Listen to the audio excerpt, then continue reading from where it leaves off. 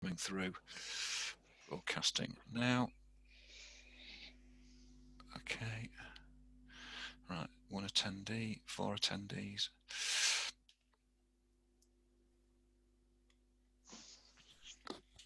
We're now live, Paul. Morning all. I hope you can all hear us. People are just logging on.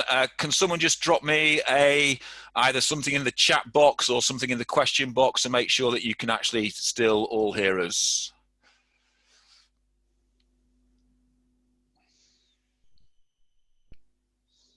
Yeah, Karen Deep said hi, so you can hear me, Karen Deep, obviously.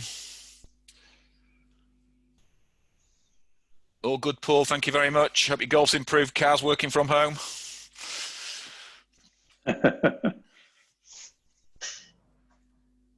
Colette's got a hand up.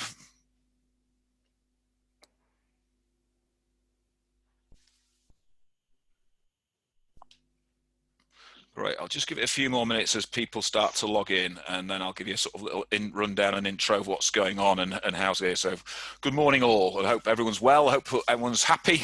Obviously week 4 of lockdown. It's always now the sort of the mental side of recruitment starts to kick in, and how we sort of deal with ourselves over the next period of time is going to be very important. One thing Paul and I do constantly is we like to chat on a daily basis about what's happening in the marketplace and what's coming up. And what we thought would be a great idea to have this conversation that we normally have privately between us live with you guys about how we see the market changing and what we see as the market starts to come online. So we think, what will forward-thinking recruitment business operate or take advantage of in the new world of work? And so we want to have that discussion now. What we're going to try and do is make that discussion a little bit live and interactive with you. So what I want you to do is, if you want to ask something or want to join or add a point in the conversation, if you can send me either something on chat or something through a question, and then what I'll be able to do is hopefully I'll be able to free your microphone up so you can join in the conversation as well. So I want to make it as interactive as possible. So to start this conversation off, the way Paul and I would normally talk about things is to sort of set the process going, and then we would chat as normal. And so to start the process off, what I'm thinking, Paul, is I'm seeing from my clients specifically 3 different types of agencies that are appearing in this marketplace. And I think we need to sort of look at how we can drive and help these agencies, and what we can think about what's going to happen to these agencies when the new world of work commences and people start to do the right thing. So the first type of agency are those who just simply will not change. They want to carry on as they are now. They don't believe there's any reason to change in what's going on. The second agency, I think, that is those that like to think about change. They're going to act slowly and they'll change eventually. And I think what will happen with those agencies, if they work in that marketplace, they'll probably carry on growing, or they might fall off a tail. And then there's those that I think who are going to drive change, and what I would class as the first mover advantage. And these agencies are the ones that are going to take the market by storm when the new world of work starts to commence. And I think all these agencies, there's 2 different types of agencies, and how these different agencies manifest themselves, again, is going to be really important to how these agencies recover when the market starts to change again. If we think at the moment, Paul, what we've got transactional agencies constantly who are intent on putting a bum on a seat, intent on working as they have before, and they'll probably change some processes as they come out of this, but they'll be still transactional based of recruitment. However, I've been speaking to also lots of clients, and they see an opportunity to change the way the market works, and they want to have relationships. They want to work with an agency that adds value and adds purpose to their business. And they think that that is going to be the most important thing that they're going to look at when they drive their market forward, and they want a partner to go with their partner. So as I've been saying over the last couple of years, there's a digital wave coming, and you've got an opportunity now to swim out onto that wave and ride it, or sit on the beach and let the wave crash over you. However, what COVID-19 has done is brought that wave right to the beach. So now what agencies have got to start look at is how will the market be perceived by the three C's, clients, candidates, and consultants. And so the question is, can you afford to change or not? I think there'll be a massive alignment of all recruitment agencies, and all the three C's will then have choice of who and why and what they work with. And when they engage with an agency, they'll want to know how the agency survived through this process, what they did through this process with their clients, their candidates, and their consultants, and what they're doing now to flourish in the new world of work, which means that clients have a massive choice, candidates have a massive choice, and consultants have a massive choice. And it's what choices you offer to those clients that are really, really important. So I think through our past recessions, Paul, we've always sort of taken that first mover advantage, and we've prospered and benefited from being a first mover and doing certain things in the marketplace that have benefited our teams and benefited our business. But I think now there's an element that will run deeper. And I think the social conscience of the market and how an agency is perceived by the consultants, the candidates, and the clients will now become more paramount to success and driving success. So I'm interested in your thoughts, Paul, as we start this conversation on that front. Yeah, sure. Well, I mean, look, I think the point here is that nothing is going to be the same. When we finally get back to work, and I think most people are aware that we're going to be in a lockdown for probably another 3 weeks, reasonably. Some industry sectors, I think, will start to go back to work during May, particularly anything related to outdoor work, so construction as a good example. And gradually, I think, as we get towards the end of May and certainly into June, I think there'll be a phased return to office work. And when I say phased, I think we're looking at people working split weeks, so working sometime at home, some people coming in for other points in that week, so spreading out the number of people that are in an office so we're not all in at the same time. And I think there'll be a period of 2-3 months of adjustment in that sense. So, the world of work is going to take a period of time to return to what we would consider normal. And then I would think we're looking at, I'm hoping, the last 3-4 months of the year where gradually and importantly, we see some level of traction and business really beginning to kick off and trying its hardest to get back to recover the lost income and profits that it's incurred during this period. And in 2021, I'm hoping to see an extremely busy year ahead. And I think this relates to the point then about what does the new world of work look like. What's interesting about this is that anybody, I think, that thinks that the world of work is going to be the same as the one we left behind 3-4 weeks ago is probably wrong. Things are going to change. We've all got used to using things like Zoom, using Skype, and the various other video platforms. And I suspect that people are getting more and more comfortable with them. And I think recruitment companies that start to introduce technology into their daily processes and procedures are going to get some level of acceptance from clients and candidates. It's a little bit like the Simon Sinek comment about the early adopters and the laggards. And I think that we're going to see 20% to 30% of employers and candidates getting right on to things like using Zoom for interviews, and instead of CVs being sent to them, they'd prefer to see video clips of candidates or even have video conversations with candidates, which of course is far better from our perspective. And there'll be 20-30% of employers that will be on that. I'm very happy to go with it, and we'll interview people at home in the evenings. And then there'll be the laggards, the other guys, the 70%, who will be thinking, well, I'm still unsure about this. But gradually, over a period of maybe 9-12 months, more and more people, more and more organizations will move in the direction of those early adopters. And we'll see within 18 months an adjustment in the way in which we arrange interviews for candidates, in the way in which they're conducted, in the way in which we introduce candidates to clients, and vice versa. And I think that we need to be on the front foot around these things. What we've got is an opportunity at this stage working from home, to reevaluate and rethink and reinvent the way we work.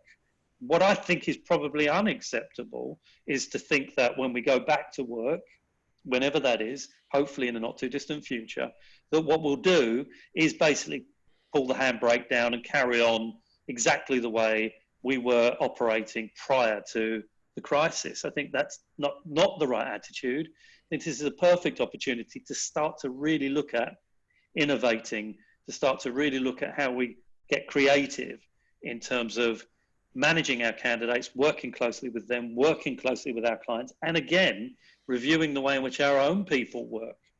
Do we need them in 5 days a week? Can we ask them to work some split weeks? Will our staff want to work some days from home? And which of our staff will want to do that? And which of those of our staff will be happy to allow them to work from home? At what level of experience will we allow people to do that? There's a load of questions to be asked here, but I think that if there are any positives from what we're going through, it's this opportunity to just look at our lifestyles, our work lifestyles, and consider whether they were balanced and decent prior to this situation, and think through whether we can improve the way in which we work and the way in which we balance our work lives as we go forward. And not only that, but also look at how we create greater market share by innovating and by adopting and embracing technology, which, as I say, initially will be met with a little bit of resistance, quite a lot of resistance from clients, particularly, rather than candidates. But gradually, I think the groundswell will be that over a period of time, more and more employers will embrace the new technologies that are out there. And of course, technology will continue to improve, become more sophisticated, will become easier to use. You know, many of us have used Zoom and Skype and had problems with it one way or another over the last 2-3 weeks. Howard and I had a problem with it last week. All this stuff, it just gets smoother and easier to use in the coming months and years. It'll just become part of our daily working methodology.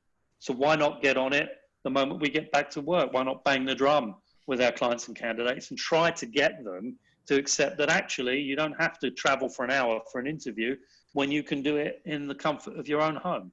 So I think there's great opportunities for us as an industry to really innovate and really push forward and review the way in which we work and encourage and influence our clients and candidates to work in a different way too. I think there's some very interesting points there, Paul, that I want to sort of pick up on. And I think I gave a presentation in Glasgow about 2 or 3 years ago on the digital wave coming. And I think I opened the comment up with, whether you think you're right or whether you think you're wrong, you're right.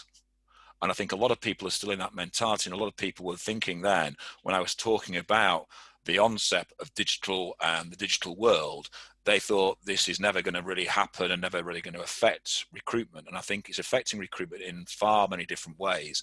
One of the things that you talked about there was people working from remote and people working in different parts of the world, really, because what that opens up is different work patterns for people.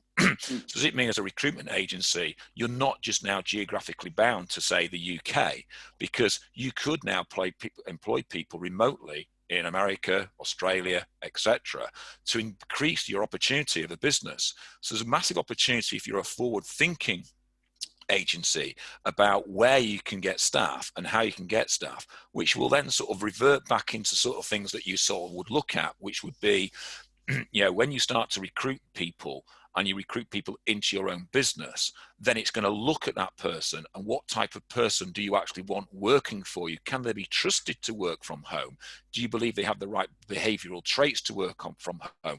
But certainly to me, I think from an agency's point of view, that massively opens up the marketplace to create a multinational recruitment agency hitting your spot. So I know there's lots of people on this call who I've been talking to, who are maybe one-person recruitment businesses, two-people recruitment businesses, but they're doing the UK, the States, and Germany, etc., etc. Well, now's an opportunity, if you find someone that's really good in those marketplaces, that can you trust them? Can you employ them? Because your technology can now link everybody together, and therefore you start to create a community. And it's the same with your candidates and your clients. You can now start to create a community. And I think The digital offering that you talked about, I want to take that one step further. The digital offering is, can you take a digital job specification? Can you take a digital CV? Can you take a digital interview? Can you create a digital reference? Yes, absolutely you can. And you can do that now. And you could do that before COVID-19 came in. But now it's becoming the norm.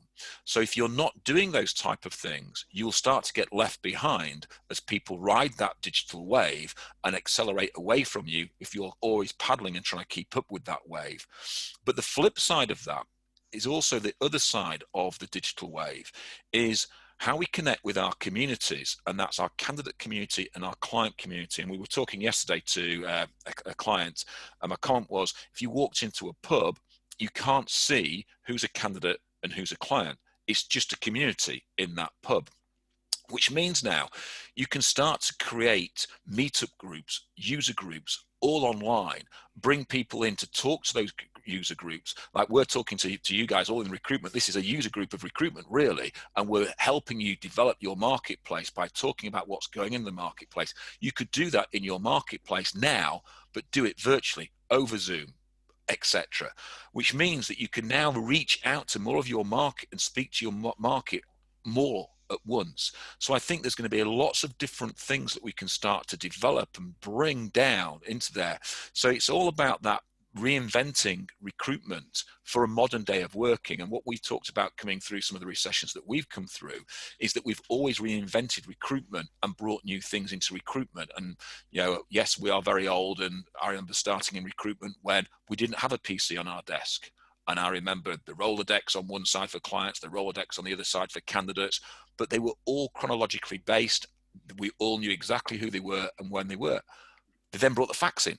Great. Okay. Then they brought PCs in. And what's happened with PCs is there's an opportunity now, I think, to have your CRM as a true differentiator. Because what happens when we were having to file things properly in paper, you had to find them quickly to have that first mover advantage. So you've used a filing cabinet. And what we're now doing is we're just throwing everything into that filing cabinet, and our filing cabinet is our CRM.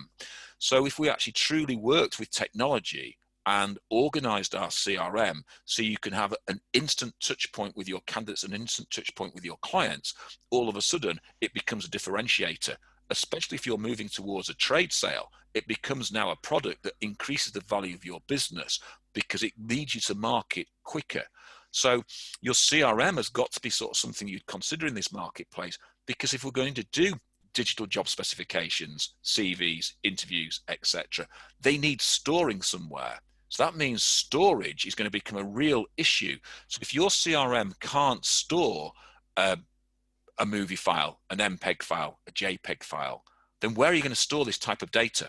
Because this is going to be massive amounts of data, and it's obviously a lot bigger data than storing a CV. So we've got to start thinking, if we're going to go down this marketplace and use this new technology and sell this to a client, because it's what clients will be looking for, because they'll be used to this new way of working, then we've got to start to think about how we control the data and push the data into that. So there's going to be lots of more than just the physical side of recruitment. There's going to be the technology side of recruitment, tying it all together to make sure that your infrastructure absolutely works and works perfectly.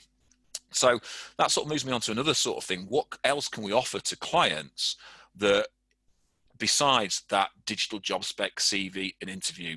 One thing that I was working with some of my clients before COVID-19 was creating video client brochures or electronic client brochures.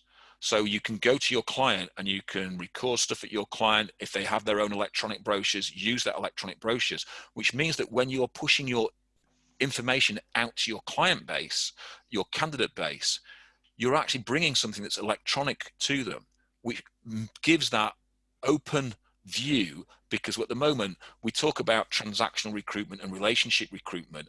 At the moment we're very transactional with our clients and our candidates, and do they truly trust us? Some of the candidates, we don't even tell where we, who the client is, because we don't trust them not to push that on. The world, I think, is going to change massively, and people are going to trust people more and more because they're going to have to. So therefore, creating a proper digital electronic brochure of your client that whets your candidate's appetite and drives your candidate towards you even more is going to be real paramount and a real game changer for a lot of recruitment agencies that can create that type of technology to really enhance the client's reach into the marketplace and how the client is perceived by the candidate.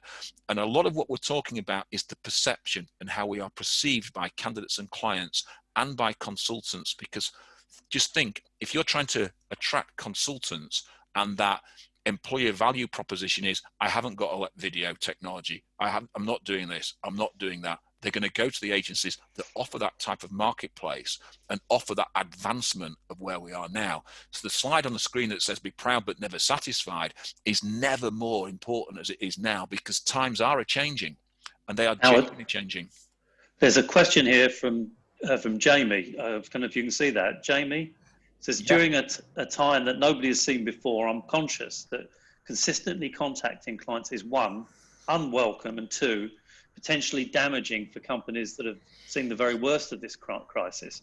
What advice do you have in re-engaging these potential clients? Now, can we get Jamie on this? Can Jamie talk?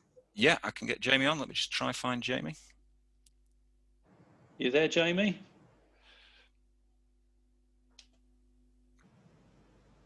Can you hear us, Jamie? I can hear you. Can you hear me? I can hear you. Yeah, yes. We can hear you perfectly, Jamie. Brilliant.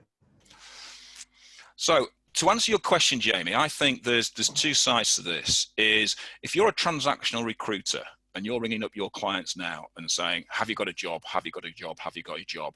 I can see the two fingers coming down the phone immediately and putting the V's up at you and then poking you straight in the eye.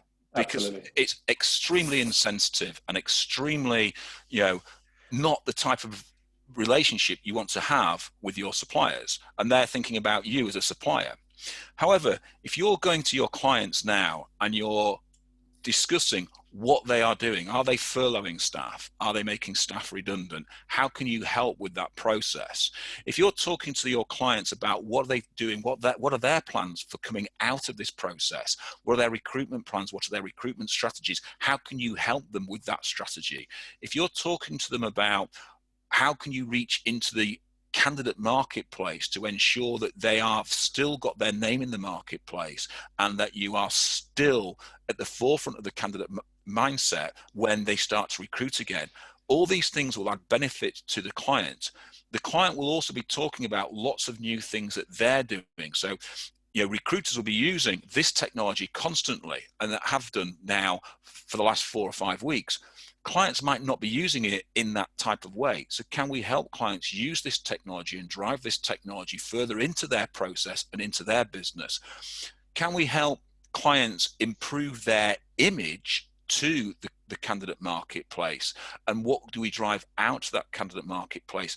Because what this market will do, it will create a perception of a client. So if your client has laid off lots of people, if you look at, say, Virgin at the moment is getting a huge slagging because they laid all their staff off, instantly gave them an 8-week holiday, etc. Then all of a sudden the government came out and said, oh, we're offering this furlough, and it was all backtrack. Well, that's caused massive animosity in the marketplace. So has Sports Direct, because we are a key worker, therefore we're going to keep our stores open and endanger all their staff, etc.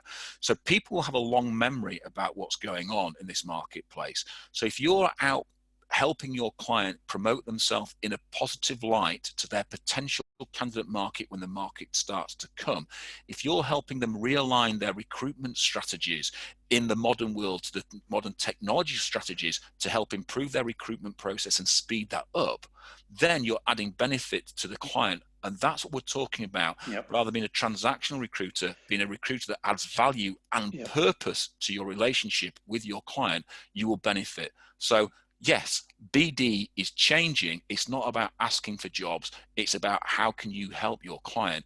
I believe you still have to do massive amounts of BD, but in a very touchy-feely way, rather than the usual recruitment, thunder and blust straight in there and try procure a job. Jamie, what experiences have you had since this is the crisis has kicked in? What have been the challenges that you've had so far?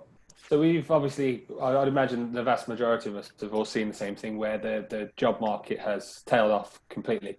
And then we've had companies that have been considered key workers within food or various other businesses come back to us saying that it's either business as normal or business on a less advanced scale, but still important roles that need to be fulfilled. However, those guys have also been put on hold now, roles that aren't essentially coming to fruition. From there, you know, obviously BD in the nicest possible way has almost been non-existent for a lot of companies, because it just feels as though, especially in the early part of the crisis, where I would have imagined that people would have come back and would have been more willing to see what happens next. But actually, it seems that a lot of people took this very seriously very early on. So I think that the challenge that I'm really finding is, number one is, you know, getting that level of engagement that we had prior to the crisis. And number two, when is the time right? You know, we've got clients and we can happily pick up the phone to our clients. That's fine. You know, we can talk to a number of clients in the next day, week, month, and they will speak to us. They'll engage with us. But we also had a lot of irons in the fire, developing relationships that, as a result of this crisis, they will have dried up to a point. Of course, we can still get back to them and things like that. But I just get the feeling in the marketplace currently that the timing is going to be important. Yeah, I agree with you. Especially for those companies that, like I say, they've seen the worst of it. They haven't been able to furlough. You know, some of these big engineering firms that we would be dealing with, tool makers and whatnot, they outlay £4 to £5 million on a particular tool, and they don't get that money back from the end user until they're officially producing the part using that tool. So they can't furlough because the cash flow's, you know, fallen off a cliff, and, you know, they're now running as a two-man band, even though they had 10 members of staff before. You know, it's that kind of crisis point. You know, we deal with a lot of SMEs in the marketplace as well. And I'm just conscious that as we're contacting these people, we could potentially be alienating our biggest customer base from day one. So I wanted to make sure we're going in, number one, at the right time. And number two, with the right approach, which I appreciate what you guys just said, is a softer approach. Well, I think, Jamie, you've raised some excellent points, and timing is everything.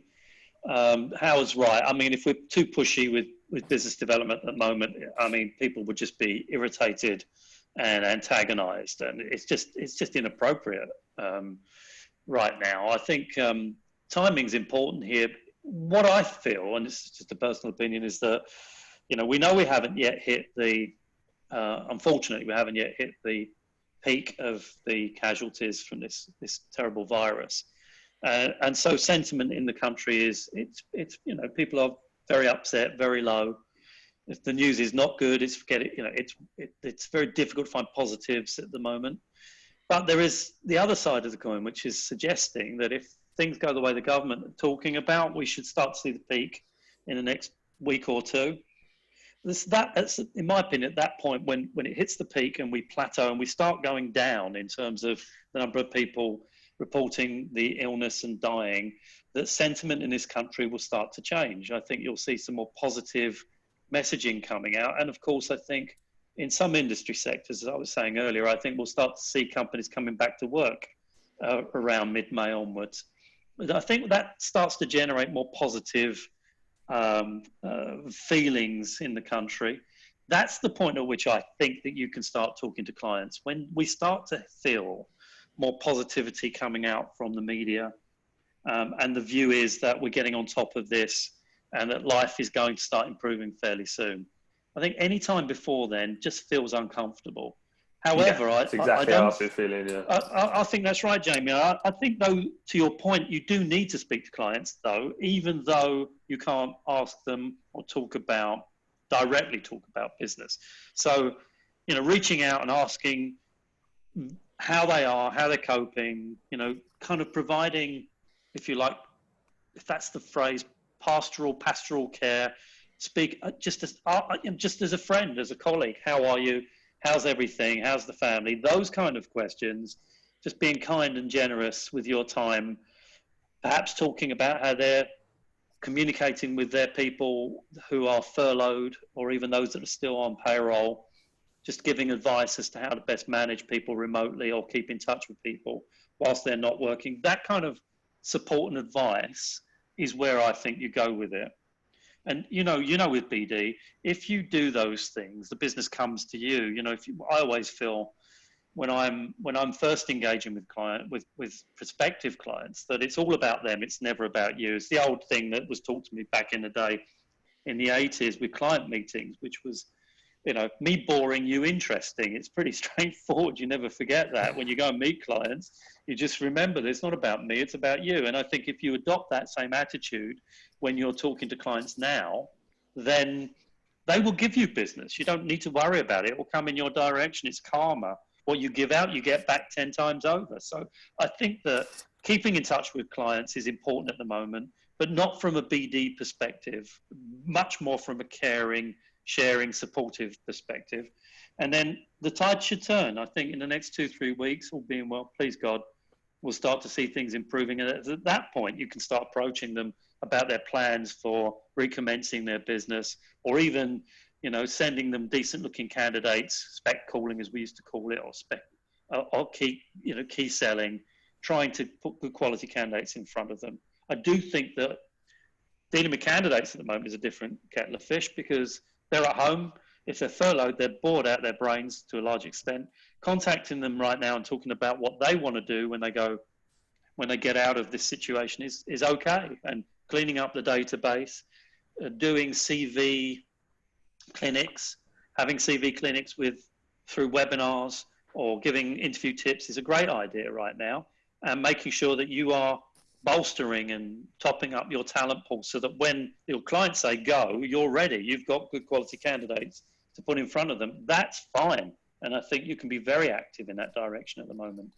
Yeah, absolutely. So in your opinion, as we sort of see the downward slope, rightly so, the industry will hopefully start to see that downward slope away from this virus, and that would be the time to really push back from a sales perspective, but at the moment just focus on that sort of care aspect of it. I definitely think that. The other thing I'll add here is, whilst you're looking for candidates, talking to candidates, be very aware of who can be working immediately. In other words, interim staff, because I think the first big increase in demand will come through short-term interim workers. Yeah. A lot of companies that have laid staff off or are using furlough to move into laying staff off are going to be very reluctant to take on permanent staff initially, but will need staff. So I think what I've always seen in the 40 odd years I've worked in recruitment is that coming out of recession, companies, employers were very keen to take on temporary or interim contract staff. And then off the back of that, after a period of time, normally a fairly short period of time, moved into taking on permanent staff. So as you're talking to candidates, figure out who's available and ready to start immediately, because they're going to be a very important candidate pool for you as we move out of this situation.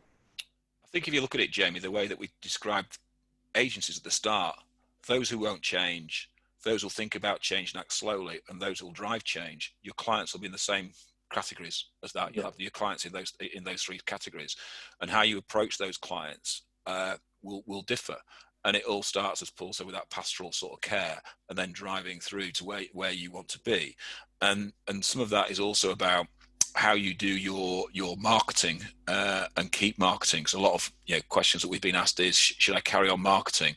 And again, it's making sure that your clients, your candidates know that you're still out there and you're still working. Because if you have roles, then I would be advertising those roles. If you have really good information about what's going on in your market sector, who's a mover in your market sector, what people are doing in your market sector, any good news stories from your market sector, I'd be using them as part of your marketing campaign and marketing them out there to the whole of people to see, because that puts you as an influence in the marketplace, because you're spreading the news, you're talking about the news constantly and getting that out there. So I'd be still using those type of things in your marketing campaigns to drive that, but think about your clients and understand which clients that you really need to focus on and how you focus on those clients. Thanks, Jamie. We've got a question from Abby as well. Hi, Abby. Do you want to see if we can get Abby on there, Howard? See if we can chat with Abby. Yeah, I'm just trying to move down. No, Abby. Hi, Abby. Hang on. So Abby, you should be allowed to talk now. Hi, Abby. Hi there. Can you hear me? We can hear you perfectly. How are you? I'm very well. How are you guys? Outstanding. Very well, thank you. Thank you. Most important is everybody virus free. That's the most important thing. Yeah, we're fine, thank you. I'm more worried about being killed by my other half than I am about the coronavirus at the moment. Yeah, so really, I was kind of picking up from Jamie's point, actually, in terms of we've been doing that. We've been keeping in touch with clients, offering services that we can offer in these times. And I guess the thing that we're now hitting when we're talking of the very softly BD is very much, you know, we're talking to clients about furlough. That's kind of done now, decisions are made. But of course, because there's no end to it, nobody seems to know when or what next steps will be. So some companies we're talking to, and very much it's because we're the same, we deal with SMEs predominantly, they don't know themselves. They're very much, well, you're asking me how long is a piece of string? How can I tell you what we're going to do at the end? I don't know who's going to return. I don't know when we're going to return. And we've also found that some of our contacts in some of the slightly larger organisations that we deal with, they've gone themselves now. They've been furloughed. So it's that whole challenging point of of course we want to keep in touch with them. We're very conscious that BD is not get a job BD. It is absolutely how can we help? Yeah. But I'm not sure how many times, whether it's weekly or how often we should be saying, what else can I do? Because we've done the furlough bit. They don't know their plans for coming out the end of it yet. It's that whole, I don't know, some advice, I guess. What do we do? Well, Abby, I think it's back to the earlier point. I mean, the problem we've all got, and this is global, is that at the moment, there is no exit plan. I mean, the government haven't stated what it is, so how are we supposed to know? And I think that obviously creates terrific anxiety and confusion with people. And we're all guessing at when we hopefully will all start getting back to work. So it is an impossible question, and none of us have an answer. I'm going to come back to the earlier point. I think you've just got to be very close to the sentiment of the country, trying to figure out that, and trying to figure out where that tipping point is at the point at which it's looking likely that companies will start going back to work, trying to assess that. And I don't think that is necessarily as difficult as we think it might be. I think that these things will become pretty apparent inside the next, say, 2 to 3 weeks. So I think we just keep an eye on that. The question you've raised, though, sort of raises another point in my mind, and that is this point about additional services. So, you know, when you're talking about companies laying off staff, and Howard was talking about Virgin there a moment ago, I think that what we can offer as part of our additional service offering, we'll be looking at outplacement. So perhaps we can start talking to organisations about how we can support people that they will ultimately let go. I mean, I think there's a view that in some companies, furloughing is a sort of precursor to laying people off. That's possible. Maybe it's not apparent at the moment, but I think it will be apparent once we get back to work. I think there's a chance there we can go in and we can charge for that service, of course, in going in and spending time with each person that's losing their jobs, helping them with their CVs, preparing them to get out and start looking for new work and so forth. Or even if you did it for free because you could see a commercial advantage, a commercial opportunity to help a client in return for the business that they will be putting in your direction. I think those are opportunities. So I think we've got to be sort of aware and pretty sharp around those things. It kind of brings me back to my earlier point. I think there's a part of me feels very strongly that we have to try and reinvent ourselves in terms of what we're going to be offering clients going forward.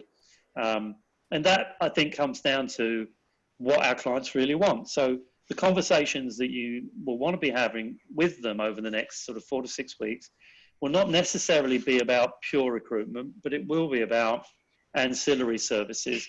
What are their challenges? What are their issues? What are the things that are worrying them regarding staff? Are they going to be laying people off, or are they going to be bringing people back in? Particularly around new people as well, onboarding, can we assist in that direction? So, you know, I think it's different strokes for different folks. You need to be close enough to your clients to understand what strains and stresses they're going to be experiencing, and then looking to see how we adapt our service offerings to be able to provide them with support that maybe gives us new revenue stream opportunities, but at the very least bolsters the level of our involvement with them, that trusted advisor thing that we always talk about, so that ultimately their standard classic business comes in our direction. But I think that it's about the tone of voice you use with your clients at the moment. So back to the point, I don't think you can sell too hard to them right now. I just think it's inappropriate. And to your point, when are they going to go back to work? Who knows? But I do think it's about being in touch with them and being close enough to them to understand what they're worrying about, and then looking for those gaps, those opportunities to say, well, look, I can do this, or we can do that. So I think there's some challenges and some real opportunities coming up in the not too distant future. I think my comment on that, Abby, is very, very straightforward. If I go back to when I first started in recruitment, and you couldn't email people, you couldn't text people, you basically had to speak to people, and either speak to them by the phone or go and meet them. And I think one of the things that I found as a recruiter at that time, the difference between a transactional recruiter and a relationship-based recruiter will now come absolutely to the forefront. So even if you've got clients that have been furloughed, or clients that are now in a tricky situation with regards to their business and what's going on in their business, that personal relationship and that personal touch, as if they were your friend and you're talking about, are you all right, how are you going on, how you coping, is absolutely the conversations you should be having with these people. And I was a contract recruiter, and I would be speaking to my contracts consultants, and I'd know more about their personal life than probably I did know about my mates' lives and things like that. And so I'd be ringing them up and having conversations about that with them.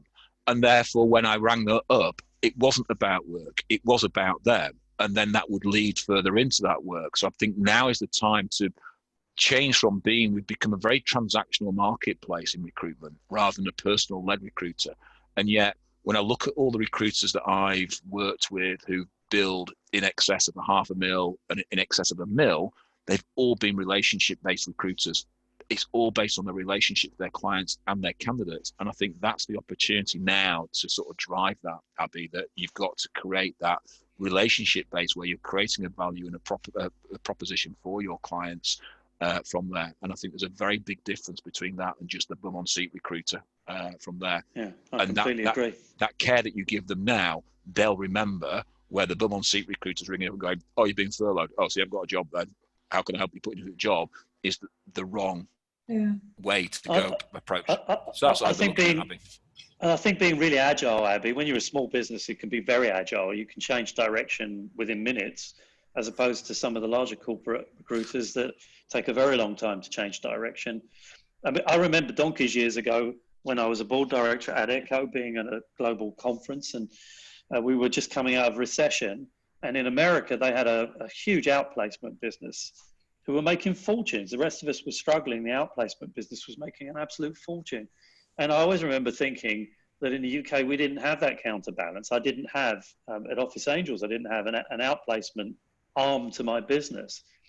And outplacement companies absolutely love recession. That's when they make most money. They're actually struggling when things are good. So, outplacement as a service offering to customers who may lose staff is something to really strongly consider. And we're perfect for that, how to guide and assist candidates finding new jobs.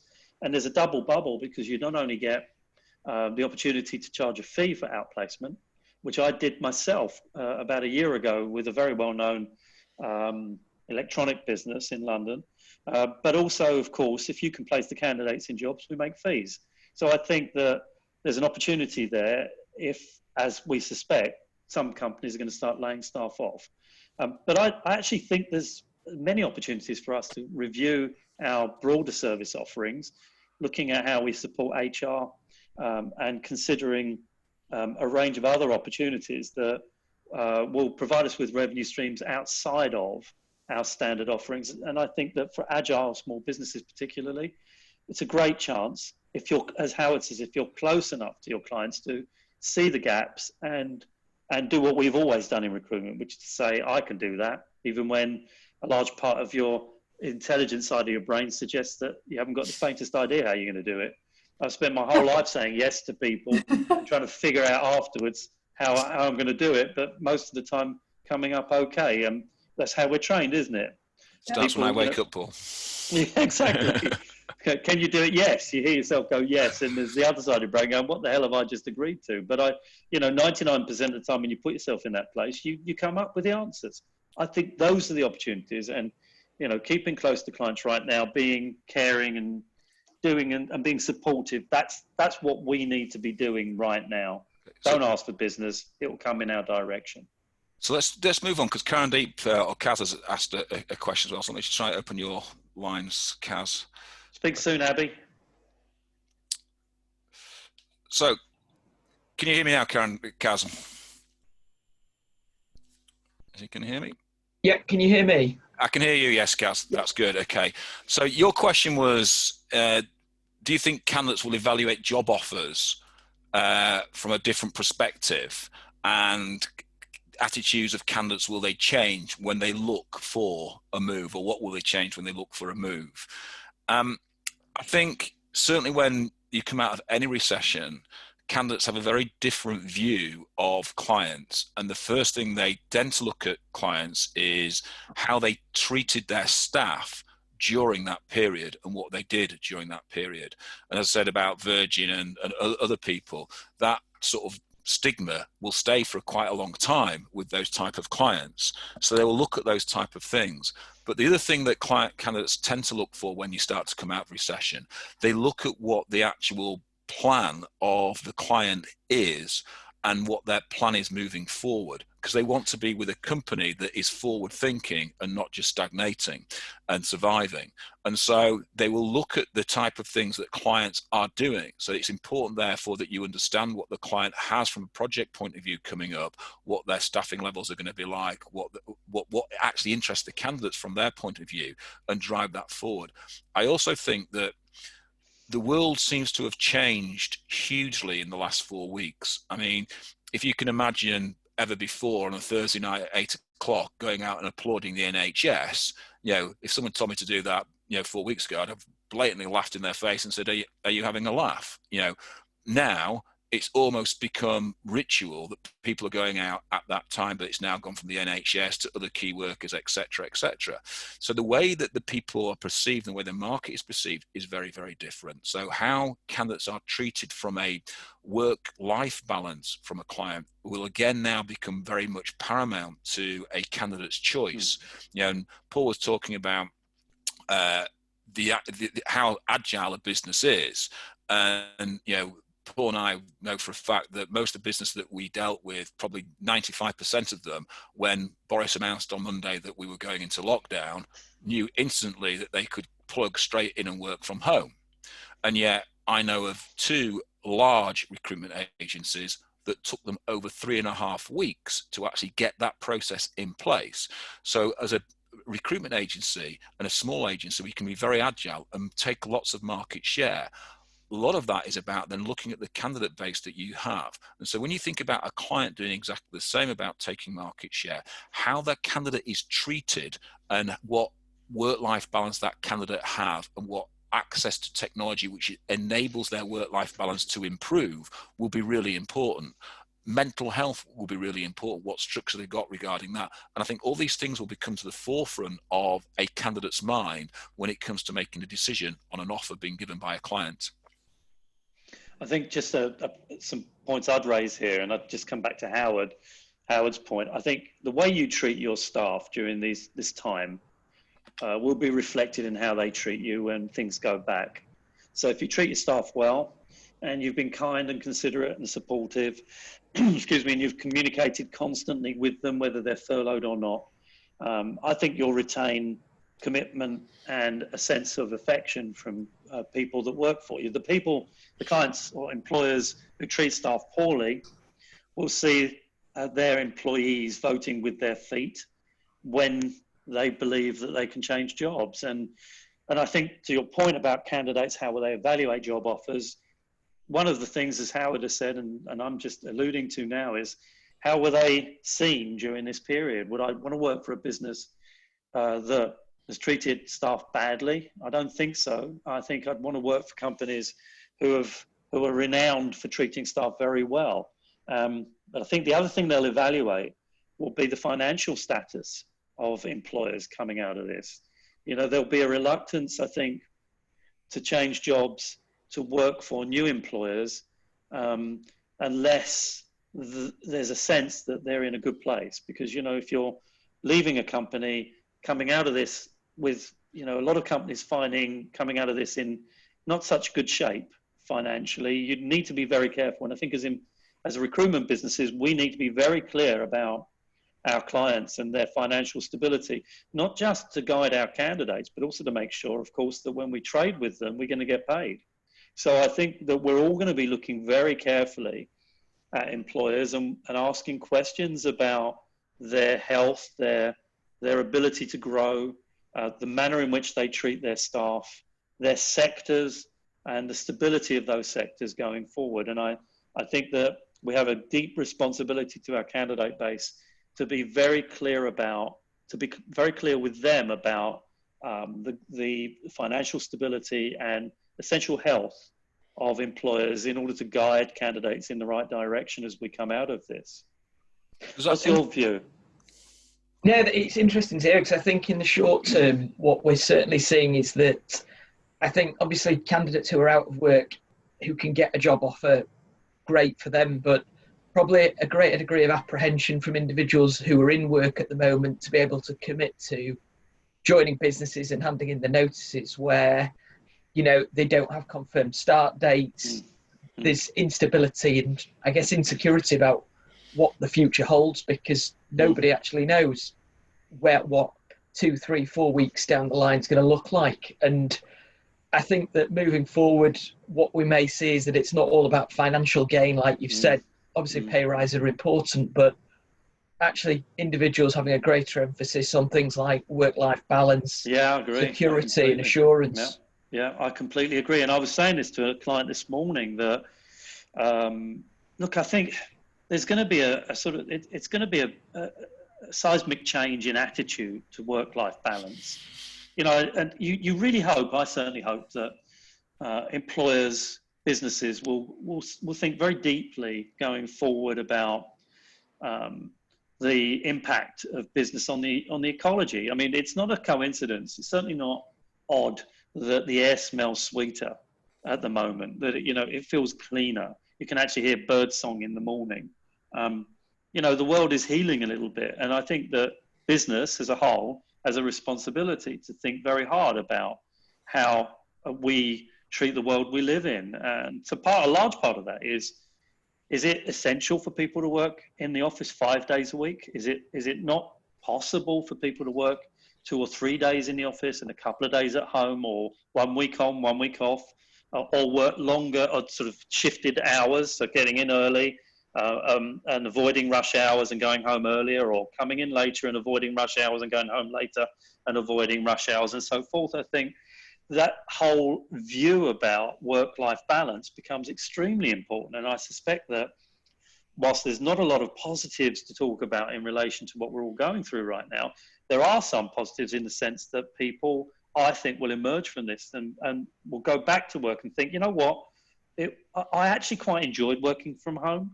There were elements of that balance that was great for me. I could see my kids, I could see my partners, I could spend a bit more time with my family.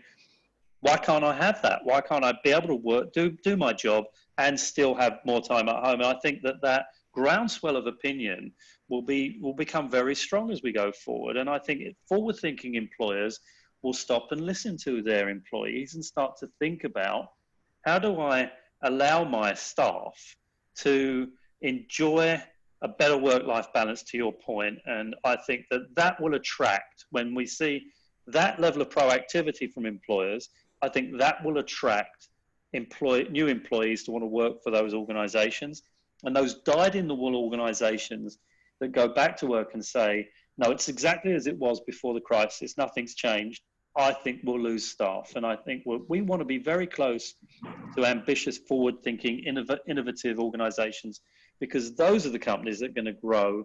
Those are the companies that are going to embrace the new attitudes, and they're the people we want to be working with. I'm guessing that filters into also, as recruitment leaders or managers and directors within firms, that's what we're going to expect from our own consultants and attracting new consultants. Yeah. Well, I think Absolutely. that was moving on to what we've just sort of put up on the screen there about do something great, break out of limiting beliefs. And I think if you want to create a true gap between your agency and your competitor agency, it's about taking that first advantage move now and creating an agency that does break out the limiting beliefs. I worked with an agency and I put in place where they had no working hours. So they could work any hours that they liked. So they could come into work anytime they like and leave anytime they liked. I found staff came in earlier and worked later. I gave them unlimited holidays. I found they took actually less holidays because there was no pressure on them to suddenly take their 25 days holiday because they could take as many holidays as they like. So breaking out of the limiting beliefs that people have about working from home and doing this type of thing is really important, because that is what will start to attract the better consultants and the better people in the marketplace. It will also make you more attractive to your clients and to your candidates, because they will see that your mission is more in line with what people actually want rather than focus on turnover and profit. And I think there'll be a big change in that. And if you make your mission about the 3 C's, about your candidates, clients and consultants, rather than about being the best in the marketplace at this or the most profitable in that, etc., you'll find a far better work-life balance and you'll grow a bigger business. But with that obviously comes issues with regards to your infrastructure of your company and setting that up. But I genuinely think, Kaz, that will change, and the forward-thinking agencies will do that, and it will change work forever. Why have an office with 60 people in when you could have an office with 25 people in and people working from home, going out and seeing clients, etc., etc., people on holiday? You don't need that capacity. How much will that save that they could reinvest back into the business, reinvest into their client and candidate journeys, etc., etc.? So there's lots of things, I think, on that question, one question alone, Kaz, that I think we could sort of benefit from. But it's about agencies now breaking out of their limiting beliefs and going to do something great for their candidates, clients and consultants that differentiate themselves in the marketplace when we come back. We've got another question there as well, Paul, which is from Sarah Gibson. This is a far bigger question and may take some time. So let me just try and find Sarah so I can put her online. Is Sarah still online? I can't seem to find. Sarah Gibson, there we go. Can you hear me now? Can you hear us now, Sarah? Hello, yes I can. Can you hear me? I can hear you. Hi, Sarah. We can hear you. Hi there, great. Yeah, I just thought it was a good opportunity while we've got a few of us together to sort of get the general approach or the general thoughts really to this question about furloughing temps. It's something that we're getting asked a lot about, and to tell you the truth, we don't really know the answers. I don't know if anyone knows the answers. I'm just trying to work out a process really that might work for us. We think we've got some ideas, I guess, but I'd just be interested to know thoughts and feelings really from everyone else. What have you decided to do at this stage, Sarah? What's been your general view in the business? Well, I guess sort of what we are potentially going with at the minute is if a temp or a client, because we've had some clients request that we furlough their temps, we will ask the client to put it in writing that they're definitely going to want them back at some point. Again, that's complicated because there's been a variety of situations. Some clients are shutting down temporarily and are hoping to reopen again, obviously with this particular temp on board again. Which seems like a bit more of a concrete case, but others it's a bit more woolly. So we sort of thought, right, well, if the client's willing to put down in writing that they'll have the temp back, then potentially we could do it. We're then also thinking about taking the approach of not paying the temp until we've actually received the money from HMRC. I know a few colleagues in larger agencies have taken that approach. Yep. So that's something else that we're looking at as well. Yep. We've also got an added complication that we use a payroll bureau at the minute.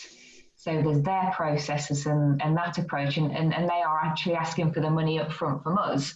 So it's just a whole minefield, a massive big process to try and work out. And we aren't too sure really at the minute as to how to go about it. Well, let me give you sort of... We don't just go out and say, no, we can't do it because this is the very reason that furloughing situation is in place. So again, from that perception and that care and that relationship point of view, we don't want to just take a purely hard-nosed line of saying, no, you're out on your own at all. But it's difficult, really. It is. And I mean, perhaps I can give you some feedback from, I mean, I've had innumerable conversations around this subject with my clients over the last couple of weeks. And of course, I'm heavily involved with the REC. I'm a board director of the REC. So I've been talking with the REC about this, and we've been on various webinars every week with the REC as well. So perhaps I can pass on some views. I think that you made a good point. You made very good points, full stop. But it was a very good point at the end there, where you were talking about this issue of paid when paid from the government, and until quite recently, we weren't aware of that. That only came out in, I think, the previous Saturday from the government, where almost in small print there was a point around paying temporary staff when you've been paid by the government, which actually was a bit of a game changer, I thought. One of the issues, I think, for lots of recruitment businesses was, well, you know, promising to furlough staff and pay them was fine and okay, but when are we going to be paid by the government? And of course, the government are very well attuned to taking our money, but they're not particularly attuned to paying us money out, as we know. Great at collecting tax. When it comes to getting money that you want from them, it's a very different story. And so this whole issue of providing grants and furloughing and so forth is welcomed, but how quickly can their machine generate the money in our direction? And that's a question that people were very concerned about. So when it was mooted that actually you could pay when paid, I think that became quite interesting. And I was involved in quite a long conversation, deep conversation. One of my clients, excuse me, provides over 100 temporaries to one particular organisation, and we were involved in a conference call with them, and they were asking about furloughing temporary staff, and we discussed this point about paying temps when paid. One of the counter arguments against that, of course, is that, as we all know, temporary staff unfortunately often live from hand to mouth. You know, they need their weekly pay to exist, and so asking temp staff to wait 6 weeks or whatever it takes to get the money in and pay them technically is okay, but you know, practically isn't okay. They can't wait 6 weeks to receive monies. So there is that issue too. I think you know that you don't, as a recruitment business, we don't have to furlough temporary staff. That is your choice. It's not obligatory. It is your choice and your choice alone to make that position. I deal with another company that uses a lot of industrial staff. A lot of these industrial staff are people that come from other European countries, and their view, reasonably, I think, is that a lot of the people that temp for them when this is over are going to, the airports reopen, are not going to be back, are not going to be in this country. They're going to go home. They're going to go home and see their families. So furloughing staff is, again, okay. Temporary staff is okay, but how can we be sure that the temporary staff are going to return to those assignments when this period is over? Again, those are questions that are almost impossible to answer. So I think that your point about, you know, getting employers to say, yes, I will definitely take them back is very valid. But there's another question that is, well, will those temporaries be available to go back? Are they going to hang around? Are they going to return? Will they find other alternative opportunities to work during this period, which they're entitled to take, of course? So I think it's one of those imponderable questions. We don't really know the answers. A lot of it comes down to your relationship with those clients and the commercial position with those clients.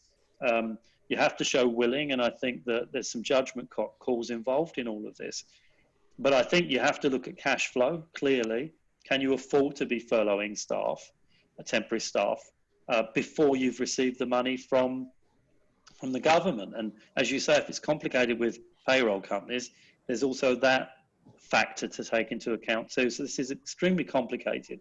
I know of a lot of recruitment businesses that are simply refusing to furlough temporary staff at this point.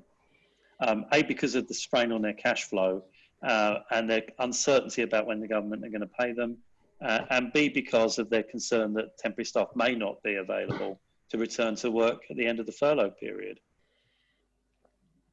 I think I've probably given you more questions than answers here, but it is I was just going to say, terribly difficult thing. It's so tricky, isn't it? It's so tricky, and I find myself just in a big sort of just sitting and thinking about the whole thing, like going back and forth, and you sort of think, oh yeah, that's a good idea, but then, you know, and there's a million things that then come to your mind that counter that. So it's protecting the relationships. It's obviously protecting your cash flow is so important, but it's a really tough one, and I find myself sort of waiting for an answer to come to me, either from the government or from someone somewhere. I don't know. You're not going to get that, Sarah. I know.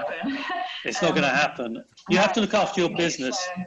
Trying to work out the best process for now, and sort of going with that, but it being on the basis that if anything changes legislatively or from wherever, that we will just keep reviewing it. I think you do exactly that. You review it, and we've seen that the government moved from foot to foot fairly quickly around these things. Keep an eye on things like the REC Coronavirus Hub and APSCO's Hub and so forth, and be aware of the legislative changes. Check out the government information online. Talk to people like us, because we're constantly talking to industry people, and we're well informed. But I think the most important feature here, and I have to say it because it's important, we need to be clear about this. We're running businesses. You have to be very aware of your cash flow. You know, cash flow's king, isn't it? And at a time when we're finding it very difficult to invoice anybody, and we're trying really hard to recover the monies owed to us, your big focus is on your cash flow. And whilst we want to help our clients, and you'll do everything you can to do that, and you want to help your temporary staff, and you'll want to do everything you can to do to help them, you also have to place your own business interests and the health of your business above everything. If you haven't got the cash flow to support this, then simple point is you can't do it.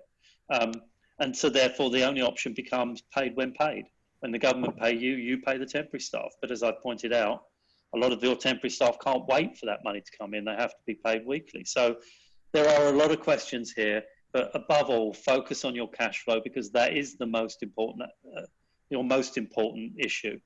Can you afford to do it whilst you're not getting much money coming in? Yeah, great, thank you. I think Jane Harper's just added to that conversation as well, saying that their company's looked into this deeply. Darren's looked into it, and it's extremely complicated. Obviously, you need NI calculations, pension contributions, manually worked out at first, etc., etc., etc. And I think, as Paul said, if you're gonna do it, you've got to look at your business first, and your business is the most paramount thing in this, because obviously if your business isn't surviving at the end of this, then you're not going to be paying those staff anyway from that perspective. So I'd look at it from there and work out how I'd work how you survive first and foremost, and then as I say, to me, paid when paid is probably the best option to move and work from there. But it is for a minimum of 3 weeks. So see what goes from there. Does that? And as I said, Paul said it probably doesn't answer your question fully, but does that give you more peace of mind? Absolutely, no, that's great. It's good to know that. I guess that there isn't the answer out there. It's not something that I've missed. We all seem to be in the same boat, and it's just making the best of it, I guess, isn't it? So that's great. No, you're welcome, Sarah. And just keep in touch, and as I say, keep an eye on things like the REC and APSCO hubs. There's a lot of information, and pick up the phone to me or Howard if you have any other questions, and we'll pass on what we know. But these are individual decisions for individual recruitment businesses, and as I've said, a lot of recruitment businesses simply not furloughing temporary staff at this point. Yeah. I'm obviously very wary of time as well now, Sarah. So it's now 12:10. So if anyone else has got any more questions, feel free to fire those questions in, and Paul and I will try and answer those questions. I think this sort of format has sort of gave some great insight into what's going on in the marketplace and how things are absolutely sort of moving forward at a great rate of knots, and we've got to make sure that we do the right things. But I think from your business perspective, this whole topic was based about what happens when we come out of this. And I think the last slide there, you can't solve your problems with the same thinking that caused them in the first place. And though this isn't a cause, this is what we came into this marketplace with the same thinking. But if we leave the marketplace with the same thinking, then we're going to cause ourselves big problems. So we've got to make sure that we do the right things for the business and for the people within our business. We do the right things for your clients, your candidates, and your consultants. So when we move forward, we are seen as a genuine relationship-based organization and not a transactional organization, and we move from there. Paul, have you got anything else to add to that, or that you want to add before we close up? Yeah, I think just to restate that, you know, we've got a chance, we all are at this moment, I think it includes me as well, to sort of stop and think about our the future of our businesses and how we can reinvent our services, relook at our procedures, the way in which we go about doing business. And I think there's two ways of viewing it. The first is to be extremely anxious, which isn't much use to anybody. I mean, expending energy on worrying about this is understandable, but it won't get us anywhere. I think the second attitude is to say, look, we are where we are in this. It's certainly not our fault. We are passengers in this crisis, but it is a great opportunity to just stop and evaluate how we can reinvent our companies going forward. What else can we provide to candidates and clients based on the issues around technology or the opportunities around technology? What can we do going forward that makes us different? And I just think this is almost, and not because we wanted it, but it's a once in a lifetime opportunity to actually get to sort of remain calm, think really hard about how we can change things going forward, and then having the courage to do that when we get that opportunity, which hopefully isn't too far away. My best advice is you cannot, in my opinion, go into the new era operating in precisely the same way that you were operating in pre-coronavirus. I think if that happens, then in a sense, this has been a wasted opportunity, because we have this great chance from, let's hope, late May, June onwards to get closer to clients and understand how we can provide a range of services and use technology to improve the way in which we operate, both from a client and candidate perspective. And again, back to the earlier point, how we treat our staff, how we give them a work-life balance that make us attractive employers to them and for them. And I think this is a great opportunity to step back and reflect and involve our staff over the next few weeks in talking about ideas, creative thoughts, innovative methods to relaunch our businesses and take advantage of the many opportunities that I think are going to be there. A lot of recruitment businesses that maintain old styles, old school attitudes are going to struggle in the new era. And for those of us that are going to be ambitious and are prepared to try different things, I think we have a brilliant opportunity to take market share. And it could be, it's an odd thing to say, I know, but it could be that this becomes, this pause in business becomes a blessing in disguise for lots of us. This chance to reboot the way we want to work. And personally, that's exactly what I'm going to do. And my best advice to you is use this opportunity to recalibrate and just really ratchet up the way we get closer to clients and candidates as we move on. So that's the end of this conversation. So thank you very much for joining us. I hope you all stay healthy and fit and well through the week. Please join us next week. If you've got any more topics that you want us to cover, by all means, drop Paul and I a line. Our email addresses, let me just fire up our email addresses on the page, if I can find my cursor. Drop Paul and I a line. For those that have got recruitment teams, at 1 o'clock, we're running a training session on what we believe your mindset should be coming out of a downturn. So by all means, put as many people as you want on that. The links are on LinkedIn, everywhere you go. And that just leaves me to say thank you very much for joining us. It's been a pleasure hosting it, and we look forward to seeing you all next week. See you guys. Take care. See you guys.